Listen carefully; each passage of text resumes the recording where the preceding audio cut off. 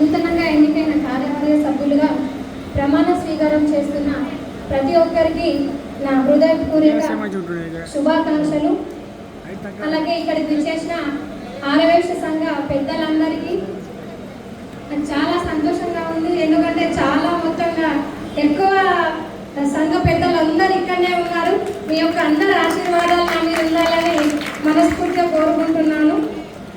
ఎందుకంటే నేను చైర్మన్ అయిన తర్వాత ఏదైతే నాకు అక్కడ వినతి చేశారో గాంధీ విగ్రహం కోసమని, నేను నా మొదటి సంతకం కూడా గాంధీ విగ్రహం కోసమే నేను సిగ్నేచర్ చేసిన. దానికి నాకు చాలా సంతోషంగా ఉంది. నాకు ఇంకా ప్రోగ్రామ్ మొత్తం ఉండాలని ఉంది, కానీ దయచేసి క్షమించగలరు. మా ఇంట్లో ఫంక్షన్ ఉంది. అయినా కూడా నాకు ఫస్ట్ మీరు ప్రిఫరెన్స్, ఎందుకంటే నేను మొదటగా మాత ఆలయంలోనే అడుగు పెట్టినా కాబట్టి నేను తప్పకుండా నేను వెళ్ళాలని నిర్ణయించుకొని ఇక్కడికి వచ్చాను.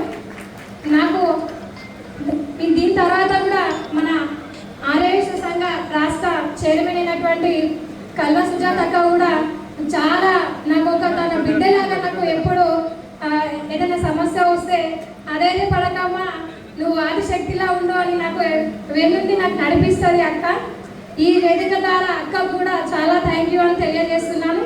అలాగే ఏది ఏమైనా సంఘానికి ఏ విధంగా నా యొక్క హెల్ప్ ఉన్నా కూడా, ఏదైనా డెవలప్మెంట్ కోసం ఏది ఉన్నా కూడా తప్పకుండా నేను ముందంజలో ఉంటానని, అలాగే ఈరోజు నూతనంగా ఎన్నికైన వారికి మరొకసారి కంగ్రాచులేషన్ తెలియజేస్తూ నన్ను ఇన్వైట్ చేసినందుకు మరొకసారి ప్రత్యేకంగా ధన్యవాదాలు తెలియజేస్తున్నాను.